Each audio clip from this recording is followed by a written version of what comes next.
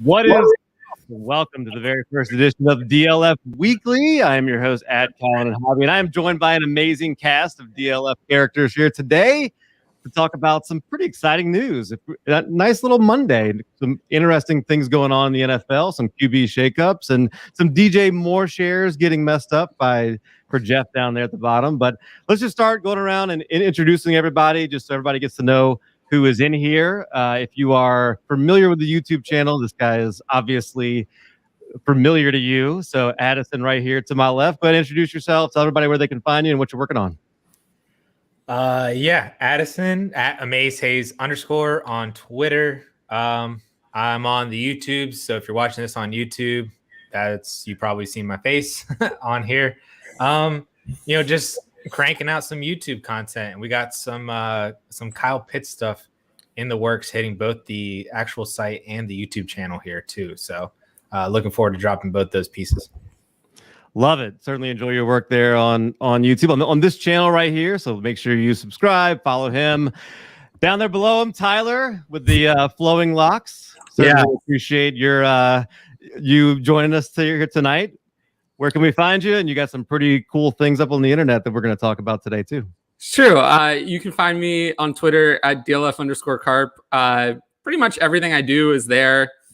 I have a lot of articles. I mostly write articles. And I dropped one today. I just finished up another one that I just submitted. So it's a lot going on. I have my own podcast too. It's called the Dynasty Duo, which you can find on there as well. Awesome. And Addison and Tyler, my first time ever being on a live stream with you, but the guy below me, I'm no stranger to. Jeff, we've done a number of shows before. Excited to be back on with you doing another show. Yeah, I don't know what you're talking about. I don't know who you are. No, good to see you again, Kelvin. And I'm Jeff Mueller, physical therapist. I joined DLF maybe a month ago or so as an injury analyst, working on a couple pieces. I submitted an article on Miles Sanders recently. Just excited to talk about football tonight. Well, me too. And the NFL came through today, gave us something right fresh to talk about as the New York Jets traded Sam Darnold to the Carolina Panthers. And Carolina went ahead and picked up the 5th-year option on Sam Darnold, meaning that probably says they're not looking quarterback with an 8th pick. Certainly could be some interesting things. Tyler, let's go right back to you. What did you think about the trade today? Dynasty impacts? Anything that went on in your head when you saw the news? I mean, I definitely didn't see it coming, right? Like, I thought that Carolina was going to trade. They were desperate. I thought they were going to trade up for a rookie quarterback, but now they're probably not going to do that. So Sam Darnold's going to be their starter. They're going to ship Teddy Bridgewater off. And that's kind of where they're at. It's definitely was a surprise when it came across right when I finished recording my podcast. So we had to do one of those add-ins at the end where we go back and hey Scott, I love you. It was a surprise. So I don't think anyone was really expecting them to do that. I thought that they would make a bigger move, especially given their owner and how he's been talking all off season. Yeah, one of the front-end NFL starter goes the way of Sam Darnold. That's certainly, there was a time where we would have thought that was a great move, right? I mean, Jeff, what do you think? I mean, I know you were worried about your DJ Moore shares, but as you've had time to digest, what do you think? Is Sam Darnold going to be a good fit there with Joe Brady? Honestly, I'm not sure. I firmly believe Matt Rule and Joe Brady can bring the best or bring the most out of whatever player they have. I mean, look at what Teddy Bridgewater did last year. He supported almost 3 wide receivers for almost 1,000 scrimmage yards each, So Darnold has an arm. We saw some inconsistencies in his time with the Jets. Granted, most of that was with Adam Gase. But yeah, I agree with Tyler. I thought they were going to go bigger. Obviously Deshaun Watson, who knows with that right now. So that was put on hold. I'd be curious if we hear rumors out that Carolina reached out to Atlanta just to gauge price on 4, and maybe it was too much. And they figured, let's just go get Sam Darnold. The only downside is then they have to pay him. That is true. And, they say coming off of Adam Gase, Everybody thinks this means that he's going to be Ryan Tannehill. Addison, I know you talked about this on the channel earlier. Are you on board with that? I mean, it's certainly, I think, within the range of possibilities. I don't think it's a Ryan Tannehill range because Tannehill was actually pretty good with Gase in general in Miami. And so really it wasn't all that surprising that he's been able to do what he has been for the past couple of years.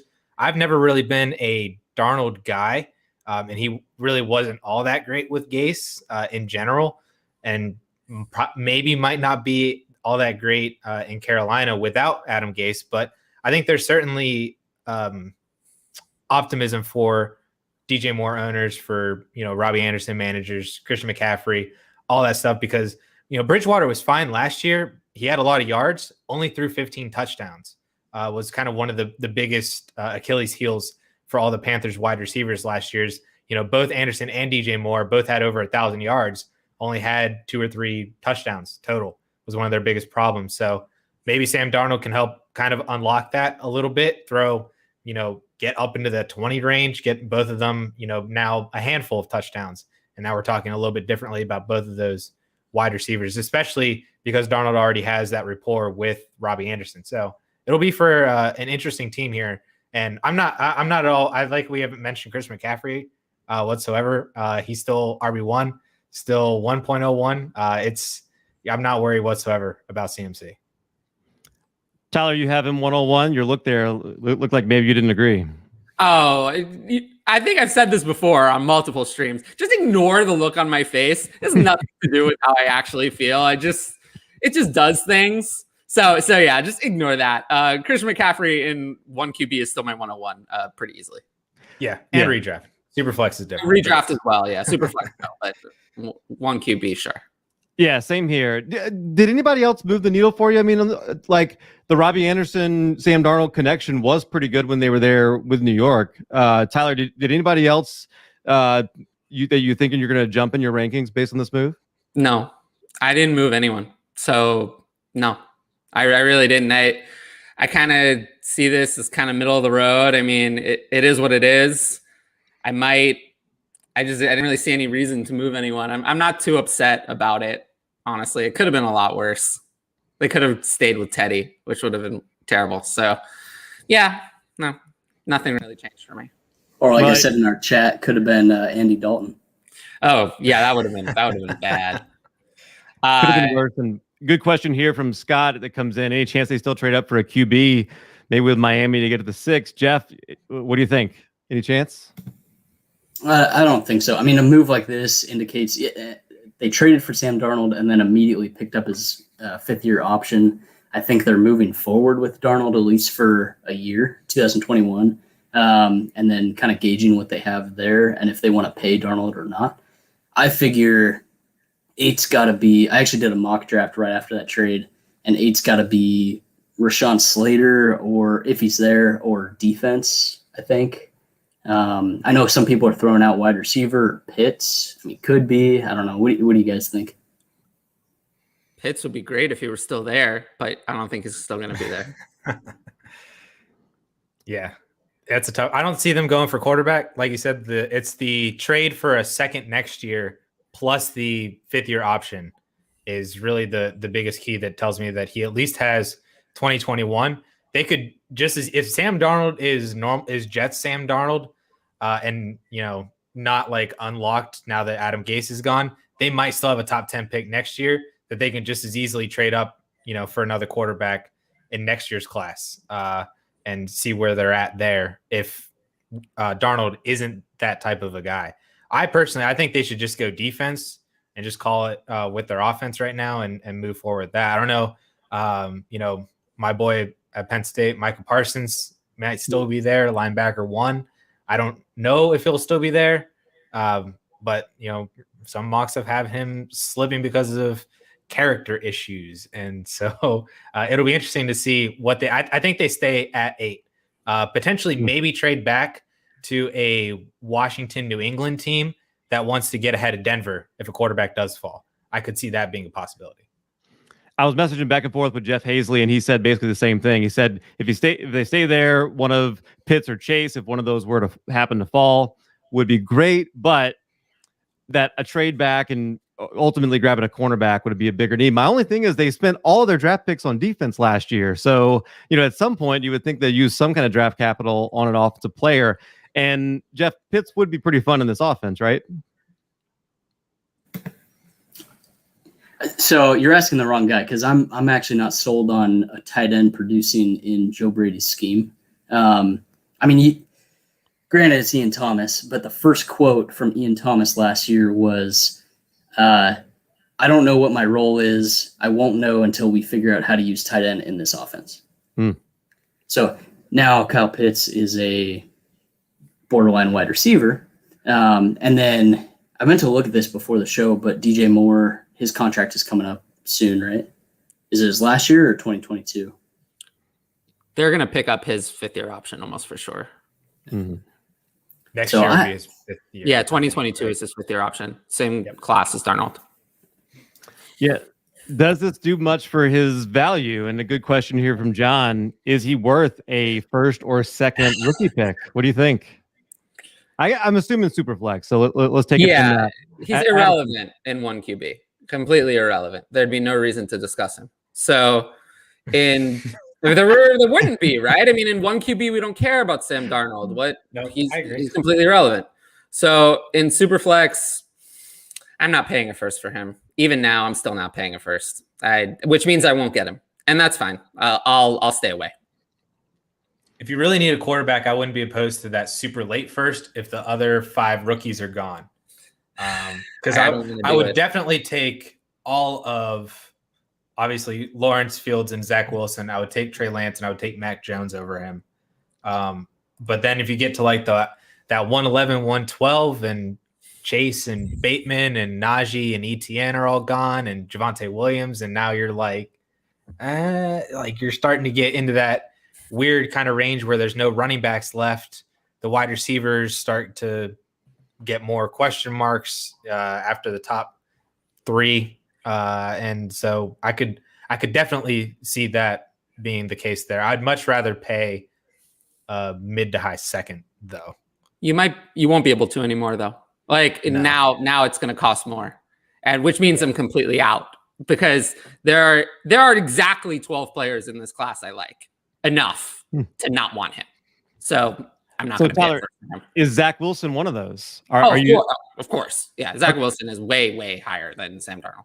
And we're definitely sure that Zach Wilson in New York with those weapons is going to be a better fantasy asset than Sam Darnold in Carolina with those weapons? I'll take my chances. I mean, I've seen enough in 3 years of Sam Darnold to not be that confident, right? I mean, if he were really that great, he didn't really even show anything when he was in New York at all, right? I mean, what did he show? Did you see that one pass that was like across his body 20 yards downfield? That was the exact same thing as Zach Wilson's pass at his pro day. Yeah. Did you what about all the bad passes? Did we ever look at those? I mean, I'm sure I could take ghosts. Right. I'm sure I could take any player and pick out a couple good plays that they had. But that doesn't mean I want them. Bring up Derek's comment, because I have to throw – I'm assuming – I didn't watch the video yet, but I'm assuming Peter Howard crapped on Terrace Marshall today. So he needs to be in that top 12. He was not one of the players I was thinking of, for the record. Oh.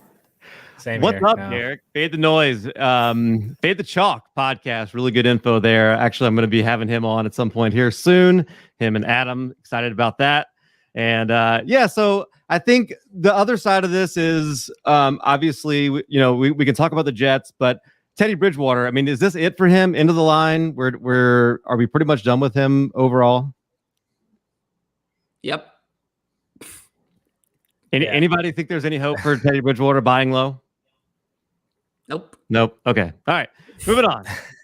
One word answer was good enough. There we go. Adam Schefter reported today Mac Jones is definitely in serious consideration for the 49ers at number 3.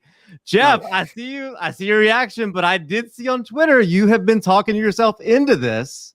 What do you think? Tell me your thoughts on Jones ending up on your 49ers. That was one tweet. And I don't delete takes. I'm not one of those Twitter people.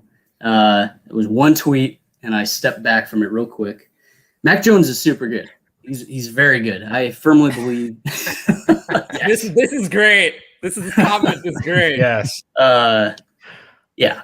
I've sifted through so much 49ers crap over the last. I've had to stay off of it for the past 2 days. Mac Jones, I think, will succeed in the NFL. Does he have a safe floor? Absolutely. Would I want him in Superflex? Absolutely. Should he go in top 10, if not top 8? Probably. If he, depending on draft capital and team. Do I think the Niners take him? No, I really don't.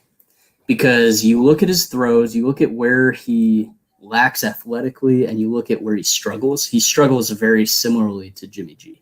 Why would the Niners trade all of that draft capital for seemingly the same player, but a healthy player, right?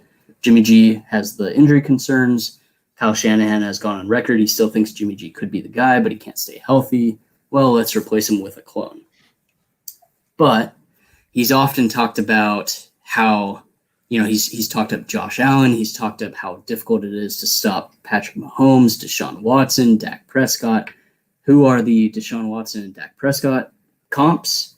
Trey Lance and Justin Fields, right? Then you look at Trey Lance. Sorry, I'm going on a long rant here. Then you look at Trey Lance, and he, in my opinion, I'm not a film guy. There are probably 3 film guys that I trust on Twitter. I'm not one of them. I'm just follow me for my injury takes. But from what I've seen, Trey Lance tends to miss high, and he's often late on his throws. Or not often, but he can be late on his throws. 2 areas that Jimmy G struggles with. Justin Fields doesn't necessarily struggle in those areas.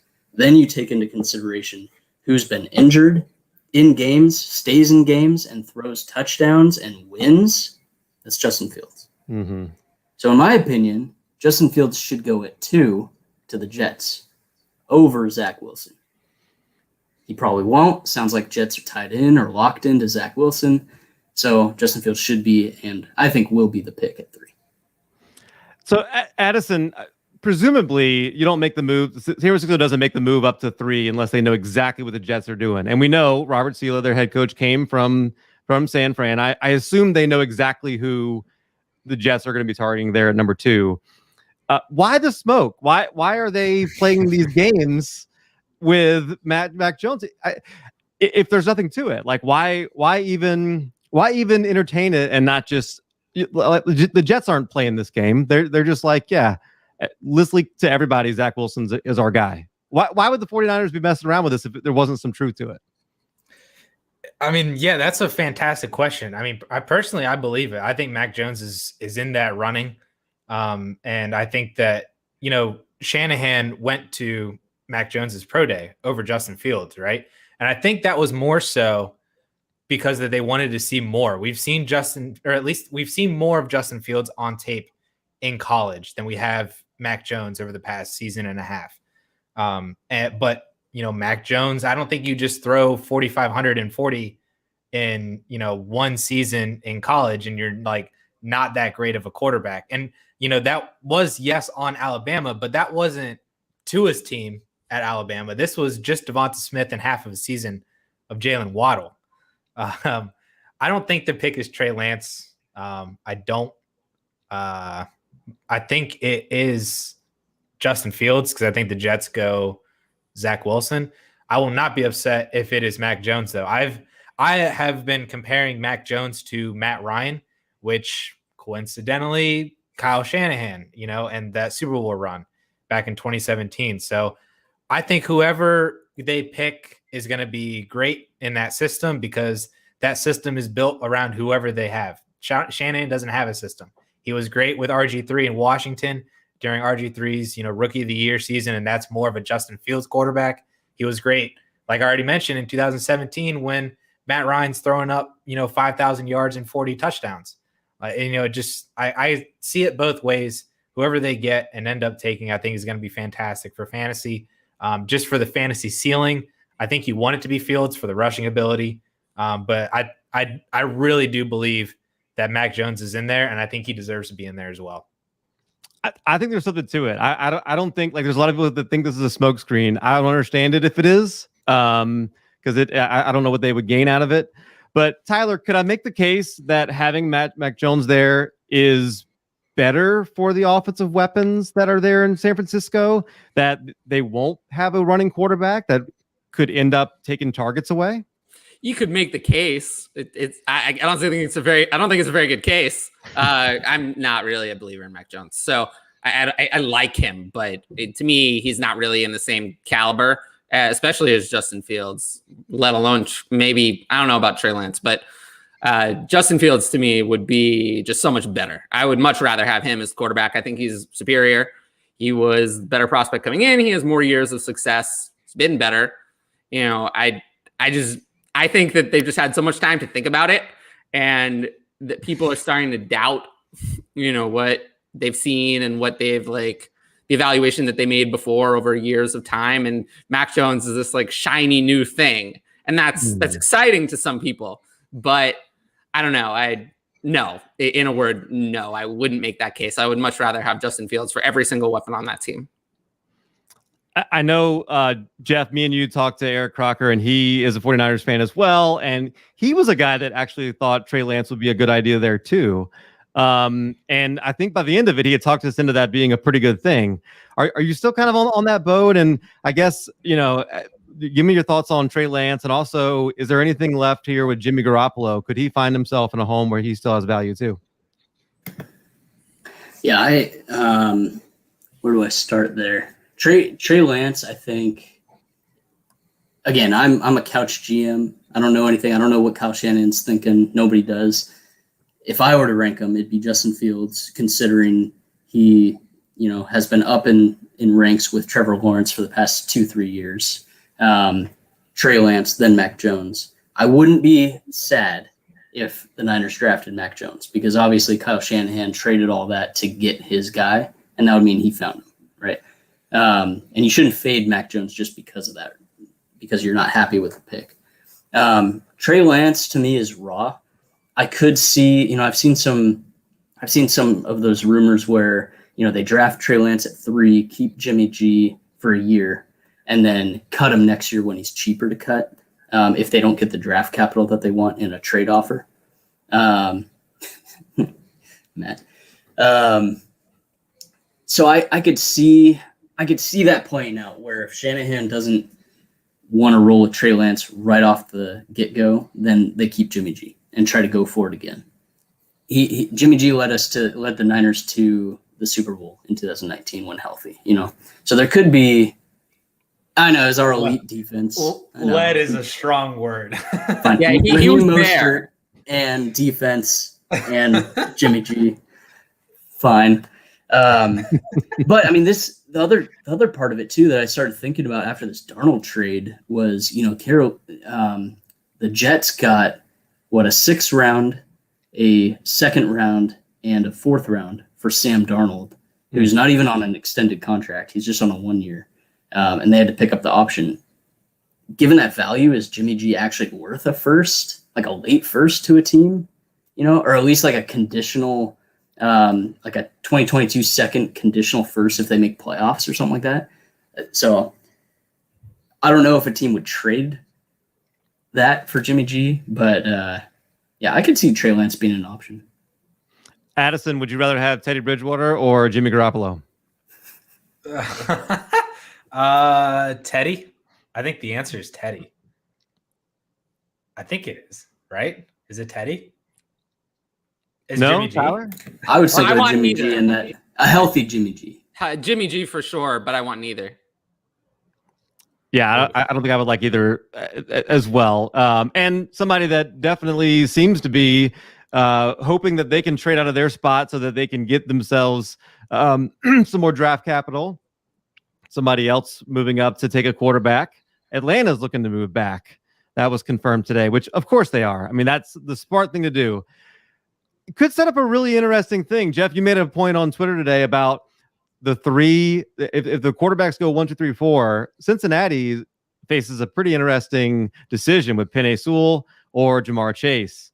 Tyler, what do you think? Like, what's the right move for the Cincinnati Bengals? I mean, to take Penei Sewell. There are a lot of wide receivers in this draft. Yes, Jamar Chase would be great. I mean, I wrote about this recently in my Joe Burrow article. You can go read it on DLF. It's like second most recent article. I talked about that the Bengals are going to face that opportunity at number 5, where they're probably going to be choosing between those players. I also included Kyle Pitts in that decision. And I kind of came to the conclusion that they need to protect Joe Burrow, who, ended last season on the injured reserve, which was bad. And he was getting pressured all season. So fixing the offensive line is something they need to do. They have Joe Mixon, they have T. Higgins, they have Tyler Boyd. They don't really have a shortage of receiving weapons. They can pick one in the second round. And they need to focus on drafting an offensive lineman to make sure that their star quarterback stays on the field. Addison, you look like you agree right there. I would love the narrative of getting Burrow back together with Chase, but you guys are probably right. He probably does need to get another offensive lineman in there. Addison, you agree? I mean, it makes so much sense, right? We all watched the Super Bowl, right? We all watched Pat Mahomes run for his life. He ran like 600 total yards behind the line of scrimmage away. Like, it's hard to watch. That is what will happen again. And I mean, it's entirely possible that Burrow isn't even going to start the beginning of the year because of how bad he tore every CL tendon in his knee, every single one. It's screwed. And so to prevent that from happening and preventing yourself from having an Andrew Luck quarterback situation, because the Colts never invested in protecting Andrew Luck. And then, 7 years into his career, he's like, goodbye. I'm done with this. I like my body. Joe Burrow could absolutely do the exact same thing. So to not take Sewell there at 5, I think would be an egregious mistake for the organization. And I would be very upset if I was Joe Burrow. And like Karp said, I mean, they could just as easily grab, Rondale Moore or somebody else. Elijah Moore. 205. Yeah. Easily. I mean, T. Higgins is your alpha wide receiver 1. You have your slot guy in Tyler Boyd. You can grab, some other type of wide receiver in that second round range. I mean, Terrace Marshall could be there. Yeah. He could. Yeah, and he could be your second outside guy, like what AJ Green was at 205. You don't need Jamar Chase at 1.05. You need to lock up your offensive line and lock that down for your quarterback that you invested heavily into last year. Tyler, you mentioned an article that you did there on DLF. Definitely, everybody make sure to go check that out. If you're not a subscriber to DLF, you should be. Jeff, you did an article. Speaking of that, Jeff helped me with that article. He's here, so I figure he just started with us, so we should mention that. I just wanted to thank you, Jeff, for that, helping me walk through the Burrow injury return. You gave me a lot more detail than I thought I was going to get. And I couldn't find any good way to distill it or paraphrase it. So I just screenshotted your entire message, and it's live in the article. If you go read it, you will see Jeff's contribution to the article in the section where I talk about Burrow's future. So I appreciate that. And just if any of the other people from DLF are listening, you should do the same. Include Jeff's injury analysis in your articles. It was a very welcome addition to this one, and I think it would be a great addition to other people's articles as well. For those who don't know, I have been long time calling Jeff the official doctor of fantasy Twitter, and he definitely is amazing at that. And that's a perfect segue because that's exactly where I was going. Jeff, for those of us who have Joe Burrow on our dynasty teams, let's talk about his injury because he is, as Addison said, he tore every CL. That's a tough injury to come back from. In your knee. True, he did. Yeah. Jeff, what's your prognosis? What do you think? Should I feel good about my Burrow shares? Yeah, I believe LCL was preserved. So not all of them. Oh. Only 3. Just APN. Only 75%. Oh, that's could be worse. It could be worse. Yeah, could be worse. Could be Andy Dalton. So I honestly, I think with where he's at now and videos I've seen of his workouts and certain progressions, I do think there's a good chance he's ready for week 1. If I have Joe Burrow, I actually have Joe Burrow on one team, and in a one quarterback, and I hate doing this, but I have Jalen Hurts and Daniel Jones, and I'll probably add another quarterback just in case, because I'm not really sure about Daniel Jones as it is. But just in case, one, Joe Burrow does happen to start on PUP if he has any setbacks getting back into camp. Just the other day, he was seen walking onto the Bengals field for drills. I'm sure he's just light throwing, but he has 5 months. It's just a flesh wound, exactly. He has 5 months to get back into playing shape and to continue to rehab and strengthen. So he's right where he should be in a protocol, if you will. I'm more program-based, but for ACL, MCL tear, and meniscus, he's right where he should be. So I think there's a good chance.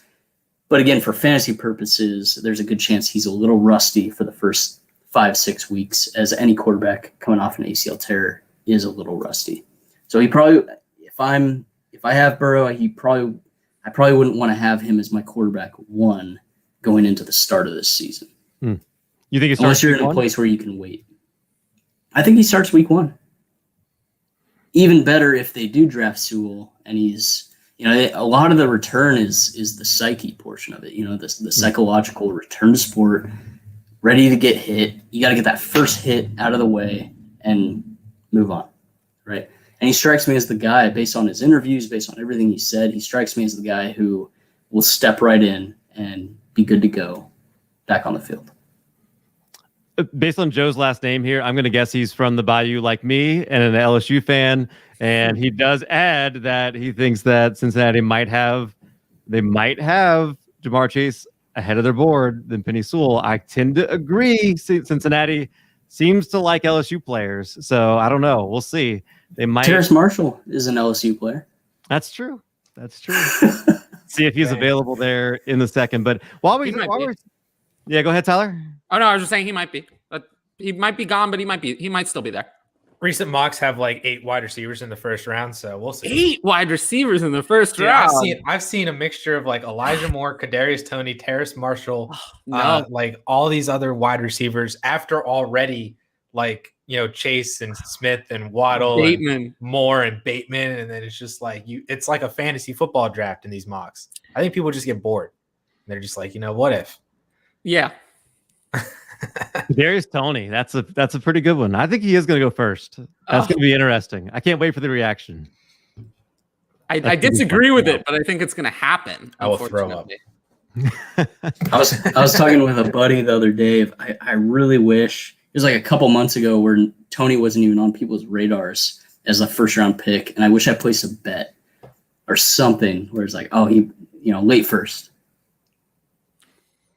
Yeah, so many interesting things, but I know, Jeff, while we're talking to you about injuries, why don't we ask you about a couple of more here? Miles Sanders is another guy that you've been looking at a lot recently. What did you find when you looked at Miles? You got to read the article. Article coming out on DLF soon, I believe. For his price tag right now in startups and Tamorrion Terry. I did see him in the first round too. That's insane. What?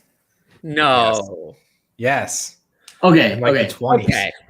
Given we're on injuries, he's 23 years old, going to be 24. He's had 2 scopes on his knee, on his right knee, and he choked a dude on the field. Like, this guy is not – he's not someone I would want to bank on. So you're saying I shouldn't draft him in the 3rd round? Maybe in the mid to late 3rd if you don't have anyone else you want to bank on. Again, this is just, I'm more so on the injury side, right? Yeah. So I get his athletic upside. He's a freak, right? But yeah, there's just enough there that makes me want to fade him. Not as bad as Sage Surratt, but I've heard things about fading him as well. I agree. That's the real scary Terry. But so yeah, Miles Sanders. Looking at his price tag in startups, in trade value, he's a sell for me. He's missed the equivalent of 17 weeks if you count all the offseason or the training camp time that he missed, game time that he missed. He's had 3 MCL sprains. He's had 2 different hamstring strains. He's had 2 ankle sprains. This guy, I don't believe in injury prone. This guy is very susceptible to injury. And honestly, the writing's on the wall. You never know with the new staff coming in for Philadelphia, all the new coaches they hired. But the front office was tempted to draft J.K. Dobbins last year. They were very close. They were tempted. They've looked into every free agent running back out there. So the writing's on the wall. Something is there where you have Deuce Staley saying this guy needs more carries, and you don't give it to him, and then Deuce Staley leaves. The writing's on the wall that they're going to add another running back, and personally, I don't believe Miles Sanders can withstand a full workload. The things I can't predict is if he changes his training routine, all of that. But he's already had prior tissue damage, so he's at higher susceptibility for further injury. Addison, you hear that? Are you selling Miles Sanders? I've been selling Miles Sanders for like a year and a half or 2 years. I mean, basically ever since people had him in like their top 10 running backs going into last year, and I was selling based on that. There were people that would rather had Miles Sanders than Nick Chubb last year, which I thought was egregious, even with the Kareem Hunt stuff. And for me, I think it's just so easy. One of the easiest moves you can make if you have Miles Sanders is to move laterally within the tier towards like a DeAndre Swift, a J.K. Dobbins, a Antonio Gibson. You can even move down for an Austin Eckler. I think that would just be something that I would much rather do than just having the, problems of Miles Sanders, because he's also insanely inconsistent. He saved like two of his final games at the end of the year against two of the best rushing defenses in the Steelers and the Saints on like 70-yard touchdowns. Without those, he would have had like 60 total yards in those 2 games combined. Like, he's just insanely inconsistent, and they aren't committing to him. I don't think Jalen Hurts necessarily helps him. And so I've just really been off Miles Sanders for a year or two now. And that really sucks to say as a Penn State fan, but like, that's just kind of been where I'm at with Sanders and, the Eagles not wanting to really give him the ball. Tyler, there's no way your facial expressions don't mean anything right now. You're making some great faces. Tell me what you're thinking. Well, I mean, when Addison said the idea that DeAndre Swift or J.K. Dobbins is a lateral move from Miles Sanders, this is not a lateral move. These are like multiple tiers above Miles Sanders. I have zero interest in having Miles Sanders on my team whatsoever. Go to the DLF trade analyzer, go to the ADP. You'll find that DeAndre Swift and J.K. Dobbins are nowhere near Miles Sanders in value. Is Sanders like RB14? This was in my article actually. So Swift was running back 6, Dobbins was running back 8, Akers was running back 7, I think. Yeah, 7. Pretty sure, yeah. Swift is higher than Akers?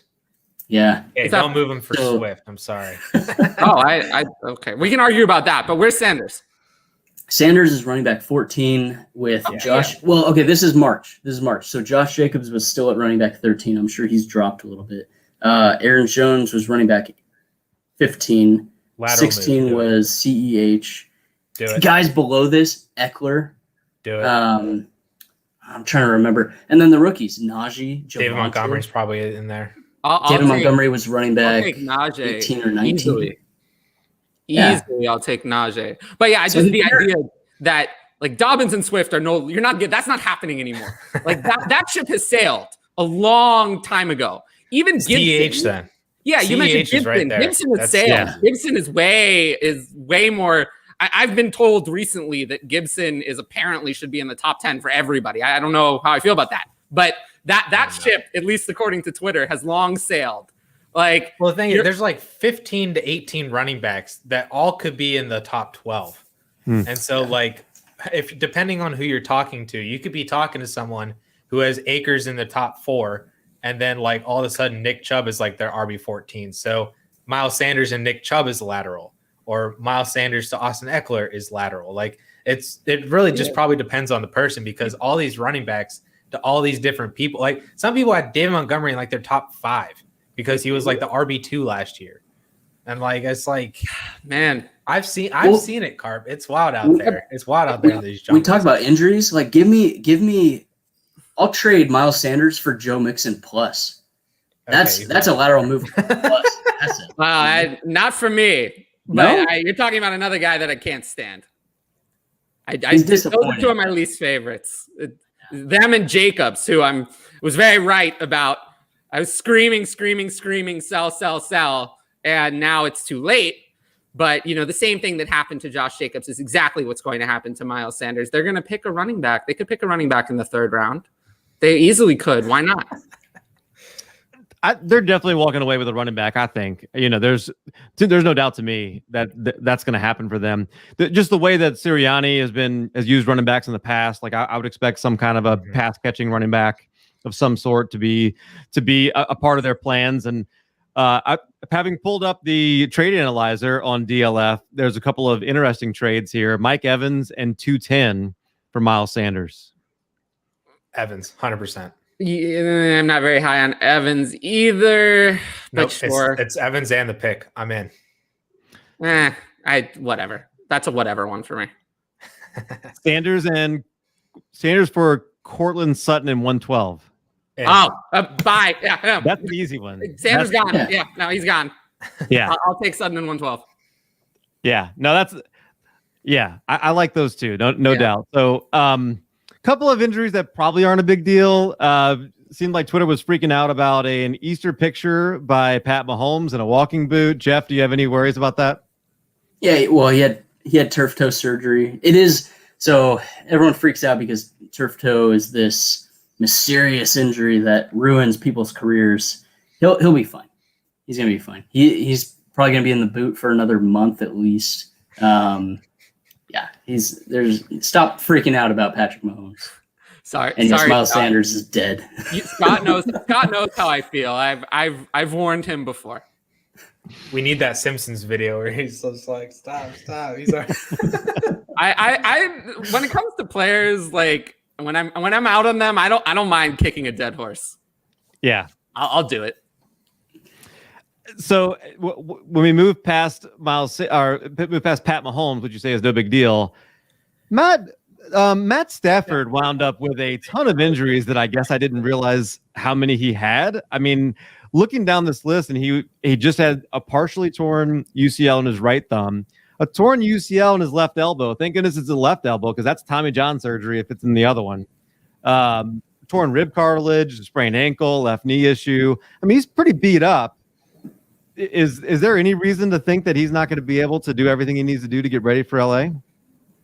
No, but the one that does concern me, the UCL injury doesn't. The thumb ligament sprain doesn't. Or actually, he had surgery 2 or 3 days ago, I believe, for that. It doesn't concern me, but the torn rotator cuff does slightly in the throwing shoulder. Just depends on severity. If it's small, if it's depending on the location of the tear, it can heal on its own with rehab, where he doesn't necessarily need surgery. Maybe he gets a cortisone injection. But again, he has, 7 months to rehab. So, yeah, that doesn't necessarily concern me. As a Niners fan, I hope he doesn't do well. But, yeah, he's a guy that he's going from a horrible team, horrible offense to Sean McVay. He's definitely a buy for me, and especially in SF. Yeah, and a lot of weapons there, I think, potentially get a boost. Robert Woods continues to be underrated to me. I think that's a guy that I want to go grab. And Cam Akers is up there as well. That's another one we didn't mention. You're not getting Cam Akers for Miles Sanders either, right, Tyler? Oh, of course not. Of course not. I think that people have learned their lesson. So the next thing I want to talk about is trading and how we deal with Deshaun Watson on our dynasty rosters, because there are a lot of people who have him, and obviously it's not our place to judge the legality or any of the stuff that's going on. No idea if that's true or not, but there are a lot of people who subscribe to DLF or dynasty football players that have him on their roster and kind of want to know what to do with him. So just in general, let's go around the room. Addison, if you've got shares of Deshaun Watson or anybody's asking you advice on what to do with him, what are you telling them? Don't trade Deshaun Watson if you have him. I would wait a little bit because his price continues to go down. Ryan McDowell tweeted out a recent image from the Trade Finder of trades for Deshaun Watson. and that price is continuing to drop as more and more of these cases come out. But ultimately, we're playing Dynasty. On the field, Deshaun Watson's a top 5 quarterback. I'm not looking to move him without getting, Deshaun Watson 5 months ago prices. And even with the Houston Texans, if he stays in Houston with the current team that he has now without Will Fuller and the running back core that averages like 50 years old, I'm still not moving off of Deshaun Watson because of everything that's going on. I'd wait a little bit, wait until we get to like the NFL draft or, in your rookie drafts, and maybe just throw a first rounder for, Trey Lance is on the board and the guy's like, hey, I'll take Trey Lance instead of Deshaun Watson. You just make that quick flip. Might happen. Tyler, what do you think? What are you doing with your shares, or what would you advise somebody if they say Trey Lance or Deshaun Watson? And that's a great question. I've actually dealt with this very recently. I recorded an entire segment on my own podcast about this. It was basically just mostly a monologue because, I have a background in sports management. We learned about how to kind of handle these situations, some of the stuff that can come out. So how, the effects kind of can work themselves. I've basically said, like, if you can get anything decent, I'm fine just getting him off my team. I don't want him. I want him gone. One thing I do is I have a Patreon where I like help people manage their dynasty teams. So of course, some of them invariably had Deshaun Watson on their teams. They were like, well, what do I do? What do I do with Deshaun Watson? And I was like, get rid of him. Someone listened to me earlier. We got Matthew Stafford and the 111. That was a while ago.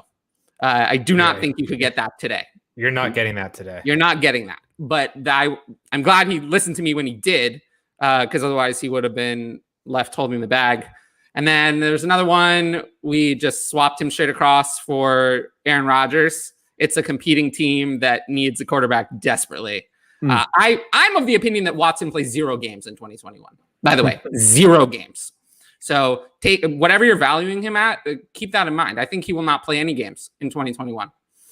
I'd be surprised if he does. I don't think his career is over, but I think it could be a long time before we see him again. I want him off my team. I want nothing to do with him. Give me Trey Lance immediately, not even taking a second thought. I'll take Trey Lance. Yeah, it's really interesting. What about Jeff? Would you rather have Deshaun Watson or Mac Jones?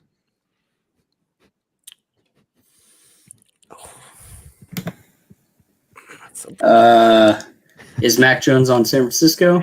Yes, of course. Of course he is. Mac Jones.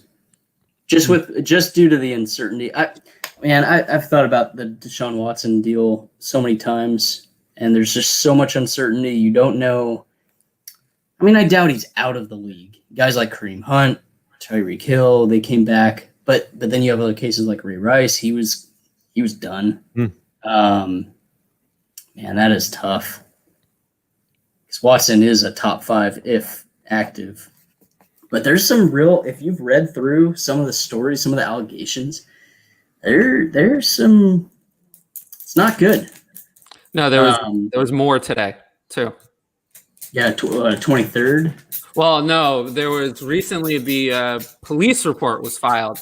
I watched the video from, I don't watch them very often for anything but this, but was NBC Sports, like Mike and Chris Sims, like them. And they were talking about the whole thing about there was this police report. I think this video was either made yesterday or today. So it was recent. And they were talking about how it really doesn't look good for Watson at all. And that's part of the reason why I've become even more hardened in the take to just get rid of him. Especially when you consider the NFL stance has significantly hardened now compared to 3 years ago. Like if this happened 3, 4, 5 years ago, it'd probably be 4 games and then he's back. Now it's thankfully it's a lot more serious. It's taken more seriously, and they're actually investigating all of it. Honestly, that's a tough call. I think I would go Mac Jones, I would try to push for a little bit more, obviously. I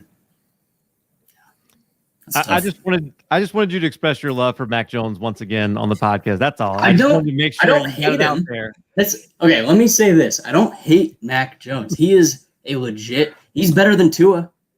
I firmly believe he's better than Tua. A healthy Tua. Better than a look healthy at Tua? Mac Jones. Look at what Mac Jones did and compare it to Joe Burrow from 2019. It's not that far off. So saying Mac Jones is a bad quarterback, no, that's not true at all. Oh, he's not a bad quarterback. Yes. Yeah. You just have to compare the upside to what Justin Fields is, or what maybe Trey Lance could be, or what maybe Zach Wilson could be. Yeah, I think people should, don't hear what we're not saying. Just because I think that the other 4 quarterbacks are better doesn't mean that I think that Mac Jones is bad. Those are 2 very, very different things. Tyler, that's not how this works. That's not how this works. Oh, no, You I hate know him. that's not how this works because yeah. we've gotten to the point in our society where people don't actually listen to No. the whole sentence. They Mhm. just take out the 2 seconds that they want to hear. And then once they've heard that, they just ignore the rest of it. So I am aware that that's not how it works, but I will try to fight through that the best that I can. Well, let me say this about Mac Jones. I have more concerns about Trey Lance and Zach Wilson than I do of Mac Jones. Granted, those 2 have higher upside. I can get behind that. I like I don't hate him. It's the Lance thing. I like What's that? Addison's point. I think you don't accidentally have the year that he had. It's not like you could just put anybody in that uniform and have them play as well as he did. I mean, he was recruited by Alabama. I mean, it's not like he was just some Joe Schmo that didn't have any talent. So just don't like it as much because he doesn't move as much as we like. And certainly for fantasy, Justin Fields seems to be the guy that I want. So I agree with Ben. All I can hear is Tyler hates Mac Jones. You know what? If you want me to do a heel turn for you, I'll do it. That would make you happy. Addison, I want to ask you about another piece of information here. We got Tyler Lockett signed a 4-year extension, which my buddy who's a Seahawks fan, John Hellcamp there on Twitter was, beside himself. He didn't love the move. He's an older wide receiver, not the guy that we think about when we think about investing, but a 4-year extension does offer a little bit of stability. How are you valuing Tyler Lockett in fantasy or in Dynasty right now? That is a fantastic question. I was going through March ADP looking at wide receivers and stuff, and I was surprised to see Tyler Lockett down a little farther than what I actually expected him to be, because he is a very boom type of a wide receiver and is very highly correlated to how well Russell Wilson's playing, which is what we saw last year, especially. I think it was funny because isn't the stat like he was a top 10 wide receiver in fantasy, but only had 5 actual weeks where you could play him because that one 50-point performance. 5 seems high.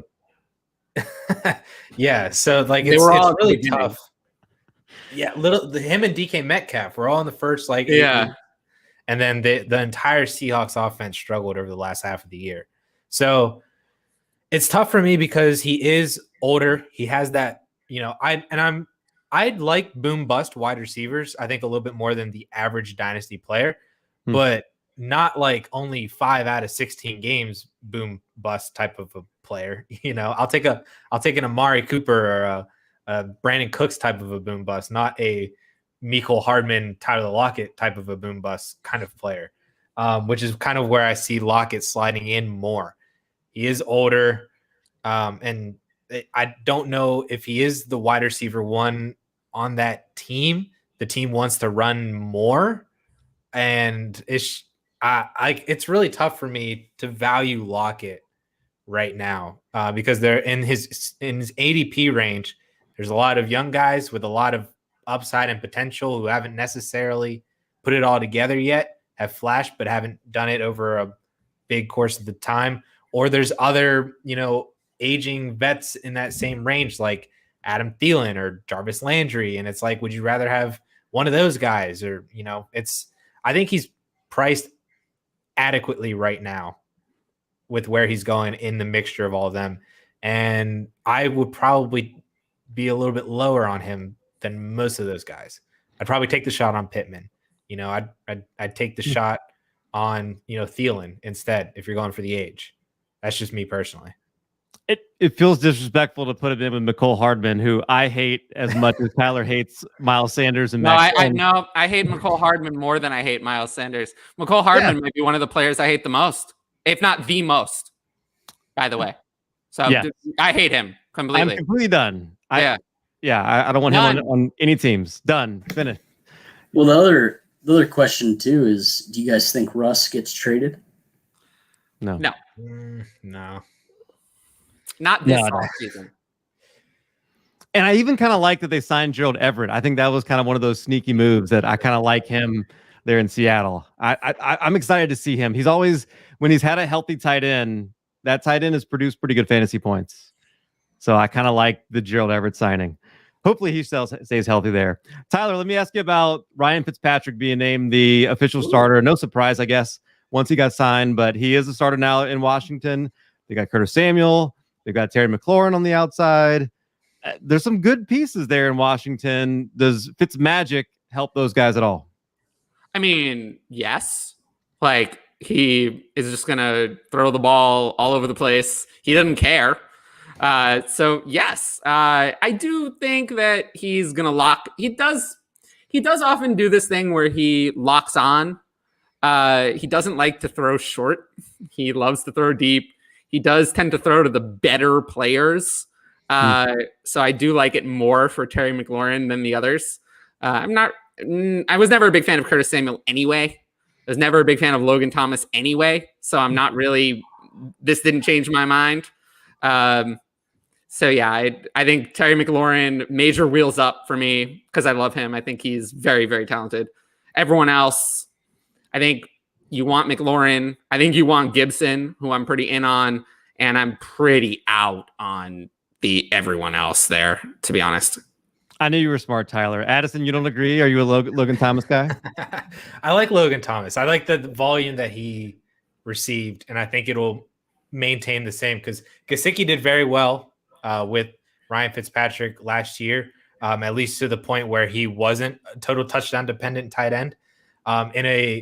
In my DLF Champions Cup, I actually traded away Jimmy Garoppolo for Logan Thomas, which might sound completely egregious because it's a super flex league, but it's a 2 PPR tight end premium. I'm good with it. Logan Thomas outscored half of my wide receivers last year. So that at least was a move that I did that move before Matthew Stafford got traded because there were all these rumors that Stafford was going to the Niners and Stafford didn't. And I was like, crap, did I make a mistake? And then, they traded up for 3 spot and I'm like, yes, you're good. It's not made. But I like Logan Thomas. If there's another Darren Waller in this league, it's Logan Thomas for me. A lighter version. I doubt it. I doubt it. I think that as this isn't really my area of expertise, but as a lot of people at DLF and other people have said, when someone isn't very good, in my opinion, Logan Thomas is not very good and gets a lot of volume when other players come to that team, like Curtis Samuel, who I also think isn't very good, but is on par, at least as a talent with Logan Thomas, that volume can be taken away. And I think that that's exactly what's going to happen. I heard that about Darren Waller last year. They added a first rounder, Henry Ruggs with a no breakout age. They added Nelson Aguilar. But I didn't say that about 8 targets a game. Because I thought Darren Waller was actually good. Whereas I don't really think Logan Thomas is very good, personally. That's to me the difference between the two players, is that I just think Darren Waller is a unicorn on the field and Logan Thomas is not. Jeff, is Andy Dalton the best quarterback Allen Robinson has ever played with? First off, Adam Humphries is offended that his name never was mentioned. Let him be offended. That was on purpose. Yeah. Let him be offended. I don't even remember the question you asked. This isn't the first time Humphries. I've been comped to Andrew Luck, so I must be doing something right, or maybe wrong. I don't know. I can't stop stroking my hair, but I'm doing it on purpose. I swear. Yes, Andy Dalton is the best quarterback that Allen Robinson has played with. Sadly, I think it probably is true. Yeah. Kalen Ballage signs with Pittsburgh. Does anybody care? Nope. You do, Addison? care. Yeah, tell me. What? I'm a Steelers fan, and he's the best running back on the roster right now. I agree with that. Yeah, I agree with that. Ballage actually was low-key kind of good for the Chargers for a couple weeks. He had, was it 3 straight RB2/RB1 weeks with the Chargers, like when Eckler was gone and then Kelly was like not doing well. He did well with his 18 carries and 3 or 4 receptions per game. So I care to the point where now he's not just a wasted roster spot on my roster from last year because I had him and played him when he was the Charger. So I'm just really hoping that they don't re-sign James Conner. They don't draft Kenny Gainwell, and Kalen Ballage magically comes into the 2021 season as the starter because he's the best running back on that roster. Put Najee in black and gold right now. Hey, I'm about it. That's fine. That's what's going to happen. In my opinion, that's what I think this is telling us. The Steelers have the worst running back group in the entire league. These 3 players all suck. Kalen Ballage is terrible. Anthony McFarland during the playoffs couldn't even get on the field. He was inactive for the playoff game. That tells you what they think about him. And Benny Snail is, they're not even calling him Benny Snail, because he's slow. He's a plotter. He doesn't do anything. So he's not helpful. Najee Harris is going to be in the black and gold. There's just like no doubt in my mind. I'm very confident about this. Jeff, you kind of like Anthony McFarland, don't you? Sort of, but he showed small amounts of flashes that were unappealing. So that was last year. It was more. That was last year, Jeff. It's a new day. I got it. It's a new day. I'm better this year than I was 2020. Okay. Does anybody? I did say. Oh, go ahead. I brought up Troy Maine Pope instead of Kalen Ballage. So that goes to show you. Follow me for my injury advice. You have good fantasy takes too. It's not just injury advice. Yes. It's not just injury advice. Yeah. And you're good at studying prospects too. I like you follow Jeff. That's the main point of this. That's the main takeaway from this. Yes. Yeah, no doubt. Keyshawn Vaughn, Bruce Arians is a fan apparently after he re-signed Leonard Fournette. Hates Ronald Jones as much as Tyler hates every fantasy player, it seems like. Anybody think Keyshawn Vaughn is going to be a thing ever? Nope. Okay. Nope. Yeah. If he was such a big fan, why would he re-sign Leonard Fournette? Bruce Arians is a liar. He is a liar. He just says whatever he feels like. And then the next day, he just does something different. Just ignore whatever he says. It's irrelevant. Oh, actually, Addison, going back to Steelers, I've been reading a ton on James Conner's situation. Do you have any inklings on like the longer he goes without signing? Do you think he ends up re-signing with Pittsburgh? Oh, that could certainly be a possibility post-draft if the draft doesn't necessarily go the way that the Steelers think. It's very possible. I think that Najee Harris isn't there for them. I don't think they pull the trigger on him in the first round. I think and if that doesn't happen, they won't get him. But I think they do personally. I don't know. I don't think that they do. They need offensive line help with Pouncey retiring. We lost Bud Dupree, and they always seem to love their edge rushers in the first round. I think that they have other immediate needs in the first round that isn't going to be Najee Harris. And so I have seen that they sent all 3 representatives to Kenneth Gainwell's pro day and have talked with him, which I think would be really interesting. I'd be totally fine with ETN or Javonte Williams as well. Really like both those guys. I think Williams would be a little bit better for at least historically how Steelers like to run the football.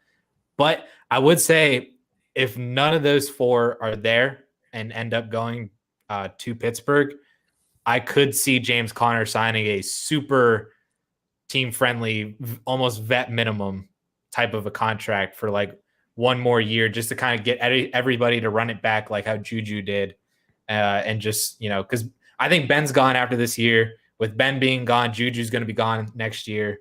I could just see it just saying, you know what, we'll just try and run it all back again offensively and figure out the defense in the draft. Ben definitely. Yeah, go ahead, Jeff.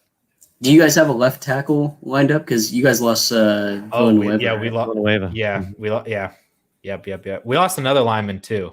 We need offensive line help because it's a major problem right now. Although Ben throws it in about half of a second anyway. Well, he has to. But I also do think that James Conner's really the only significant free agent running back left, unless you count the corpse of Todd Gurley, and I don't. So James Conner, I think, is going to do a lot. Is going to do what we said, because this isn't a very deep running back class. Like, this class is short on impact prospects, and there's more teams that need a running back than there are good running backs. So I think he's going to wait until after the draft, and then maybe the Steelers get someone, but maybe say the Jets strike out on a running back, and all they have is Tevin Coleman and LaMichael Pirine. That's not going to cut it. So then they struck out on running back. They signed James Conner after the draft to complete their running back room. I do not think that James Conner's career is over, is what I'm saying. I think he's going to sign somewhere before the season. You're going to have another sell window, is what you're saying. Yes, I agree. I would hold him now and wait, because I don't think his career is over. Patriots seem to make some sense to me. I wouldn't mind seeing him get signed there. They already re-signed James White, so I don't think that they really have room for him. But yeah, maybe somewhere else. Maybe he could fill in for that 17th game of the season that we're going to get, which I want to ask you a little bit about your article for DLF. I mean, you talked a little bit about the Dynasty impact. Really interesting read. If anybody wants to go check it out, don't give away everything that you have in there, but just maybe some general thoughts about the. Sure. Yeah. There wasn't that much in there. Like, I don't want to say like, oh, it wasn't like the most exciting article or whatever. Like, go read it. It's interesting. It was a lot of talk about hypotheticals, but most of it was talking about like, what should you make your playoffs? How should you reorganize your season? I mentioned a couple things about how you might want to handle your roster, but it was mostly about handling leagues. And actually, I talked a good amount about how this is going to affect us, like as creators, right? Because now we're going to have to align stats from 16 and 17 game seasons, right? I mean, it's going to be something that we're going to have to handle. It's going to be a challenge, right? We're going to have milestones that are going to be different in a 17 game season than they would have been in a 16. So that's actually a lot of what I talked about. And I just thought it was interesting. It was nice to talk about it. So I talk about how it is as a creator from time to time, but it was a good way to give a little bit of behind the scenes into what I'm going to be thinking about. And not just me, all of us, as we're creating our articles, giving advice, that kind of thing. So yeah, it's a lighter read. It's not dense or anything. It's pretty easy. You should be able to read the whole thing in 3 minutes. But hey, I mean, sometimes those are the best ones to read. You get in, you get out, and you get all the information without like having to really use your brain too much. So it's pretty good. Yeah, it's really fascinating. Trying to figure out in the leagues that I commish how we're going to handle that is definitely a challenge. I mean, it's going to be something different than we're used to, and from the season long numbers, we don't play a season long game, so it always is a little bit weird to me that we talk about players in their season long finishes or their because we don't really play that kind of game. But Addison, what are your thoughts on the 17th game? I mean, have you dropped the YouTube video on it or anything we should go check out? No, I have not. I actually thought about that whenever you shared the show sheet. I was like, man, that would be an interesting video, I think, just to talk more so the effects of how this could affect not us as content creators, but us as fantasy players on a week-to-week basis, because there is a lot of talk within the industry and community of, does this now mean that players are going to get rest games, during the middle of the season? Some of the stars might get 2 bye weeks. They might get the actual bye week, and then maybe they sit all their stars 1 week, just in there, especially the playoff teams. And then, obviously then sitting them in week 18 now, instead of week 17, like they did. The stats and milestone thing, I think, is also interesting, but then it also makes me think that if the rest week is going to be more prominent now because of this additional game, the milestones might not change all too much because there might not be a whole lot of players actually playing 17, especially probably outside of the quarterback position. And there's already just, how many players actually go through a full 16 game slate without even missing, one game just due to an injury or an illness or something, especially like outside of the quarterback position. So that already, I don't know how much that whole thing might be affected by this. I think it's going to be really interesting in season. We're just, especially this first year, we're just going to have to really play catch up, kind of like what we did with the whole COVID thing, with schedules getting all messed up. This team's no longer playing this week. You're going to have weeks, I bet you, in season where, Alvin Kamara is not playing, and the news drop, first one to get Latavius Murray off waivers is the winner for that week. And that's just kind of what I think that is going to be much more prominent this year and moving forward. Jeff, I know we don't have a lot of data on it, obviously, yet, but what are your best guesses on the player's health? I mean, adding an extra game, is that going to have an effect on their career long term? It could. More wear and tear, more routes run, more getting hit. Yeah, to be honest, I actually didn't look at too much information on that, but that'd be something interesting to look at. I do agree with Addison where I think we're going to see an NBA-like load management style for some of these stars, especially guys who have had previous injuries where, I don't know, the team looks at their schedule. Maybe it's an easier matchup coming up and they just rest one of their guys. Yeah, I'll be curious to see it. The one thing I'm looking forward to is I think it's going to be I'm a huge fan of getting away from total points and looking at fantasy points per game, the average.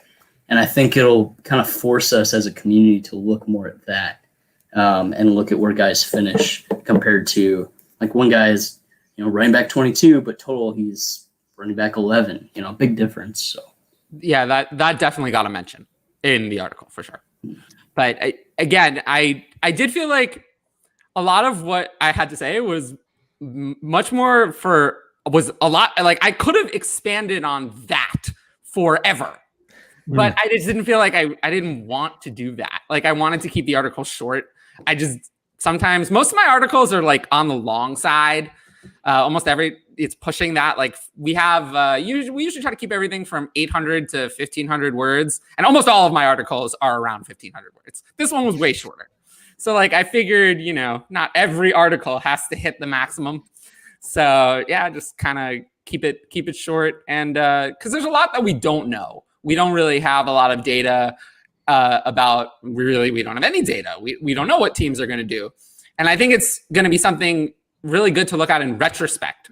Like when we look at the 17 game season after it's over, and then we try to compare it to past 16 game seasons, we can look at, did teams rest players more when they were ostensibly healthy? Did running backs get a lower percentage of the carry share in general over the extended season to keep them fresher? Did wide receivers play less snaps, run less routes, on and on and on and so forth? Do teams rest players in, let's say your team is 3-12. Do you just rest everyone the final 2 weeks? Just, kind of write those two off. That could be another thing that we have to deal with. Just, we'll see how it plays out. It's going to be a learning curve, but this is fantasy. These learning curves kind of make fantasy fun, right? Like it's always been so different than the NBA. Like, and I think, that comparison, the culture would have to change so much in the NFL. These guys are so competitive. It's not an 82 game season. 17 game obviously is grueling, but I mean, I don't know, like try to have a conversation with someone like, Michael Thomas and tell him he can't go play. I mean, that just, I don't know that that's a conversation I would want to have with a guy that's as fiercely competitive as him, who's going to want to be out there. Yeah. I'm just worried. The thing I'm the most worried about is we get to a team that's 3-10 and they're just like, okay, star players, you have a 4-game vacation. You're taking these games are meaningless. Now we have one more game every season. star players just take vacation. Like that is my biggest concern. And I didn't actually mention that in the article because I don't know. That's not actionable, right? Like how can I can't tell someone from a dynasty strategy to prepare for that. Right. I did mention a throwaway about like get some more depth, but like I can't prepare for team X just decides give every star player the last 4 weeks off. Like there's just no way for me to guard against that. So it is something to worry about a little bit, but who knows? The NFL has huge TV contracts. They get, as I know from, I do know how much money they get from those. I got to visit the NFL offices once. It was a lot of fun, but they showed us this kind of stuff. It was a great experience. But cool. Yeah, I know how much they care about every single game. Even if we don't care about the meaningless week 18 game between like the 6 and 9 teams or whatever, they care. So they're not going to want everyone resting all their players. So that's my only reason why I'm a little bit less concerned about it than, I could be otherwise. With that, I think we have reached the end of our first ever DLF weekly show right here, where we're going to be breaking down the news and notes. We'll be right back here next Monday night. We'll have different slate of guests, but I'm certainly looking forward to seeing you guys here as we go forward. Jeff, let's just start with you. Tell us a little bit about, just again, what you're working on and how we can support you over the course of this quote unquote off season. Yeah, you can find me at JamThrivePT right there on the screen over at Twitter. I'm working on some injury profiles, and then actually I believe I'll be working on a big injury database, bringing it to DLF. We're still in the works of trying to figure out how that'll look. But yeah, really excited about that big database of ideally all fantasy relevant players, so you can go back and look at injury concern and all that. So one other comment: if you're in SF, in an SF league, and you haven't picked up Tyrod Taylor, pick him up. Good heads up, Tyler. You mentioned your Patreon. Go ahead and plug that as well. We know we can find your lengthy and sometimes not so lengthy articles on DLF.com as well. Yes. I mean, if you go to my Twitter page, it's on the screen at DLF_Karp. My DLF author profile is the link, and the Patreon is my pinned post. So those are both right there for you. My podcast, there's a separate podcast account at the Dynasty Duo FF. You can look that up. I post about it a lot. And yeah, I post question threads as well on Twitter from time to time. And sometimes I go into the DLF forums and answer their questions in the Ask DLF. If you have a DLF premium membership, there's an Ask DLF team forum. And if you post your questions in there, I will go in there and answer them from time to time. Addison, how about you? At Amaze Hayes _ on Twitter. Subscribe to the DLF YouTube channel. Trying to create content from Monday through Friday, a new video every day. Sometimes we double up like we did today. Sometimes we got stuff on the weekends. It's going to be me. This new type of stuff. Karp's got some videos, previous videos, some other stuff in the works as well. Scott and Shane are awesome and Manic and Chill. Russ is in there with trade shows. So yeah, go subscribe to the DLF YouTube channel. Then also the DLF Dynasty Draft Guide. You can get it for 100% free if you are a DLF premium subscriber on the site, or you can go purchase it at dynastydraftguide.com as a standalone 140-page PDF document. Is absolutely chock full of information. We're about to release version 2 here in a couple of days. I think we're just now finishing it out. And then we'll have another one, version 3, after the NFL draft. So go check that out. If you're listening to this and you're not subscribed to the YouTube channel, Dynasty League Football, go ahead and fix that now. Just hit the button, turn the notifications on. That way, every time Addison goes live, or every time we have a show like this, or this Thursday when I'm going to be welcoming in Matt Waldman to talk about the Dynasty prospects on Thursday. You don't want to miss that. Make sure you turn those on. Like the videos, comment. It's a really easy way to support what these guys are doing and what I'm doing. That would be fantastic if if you would do that. Follow me. I'm at Calvin and Hobby. And yeah, this was a pretty good show, guys. I appreciate you all joining us. Appreciate everybody in the comments and everybody for listening. So with that, we'll see you next week.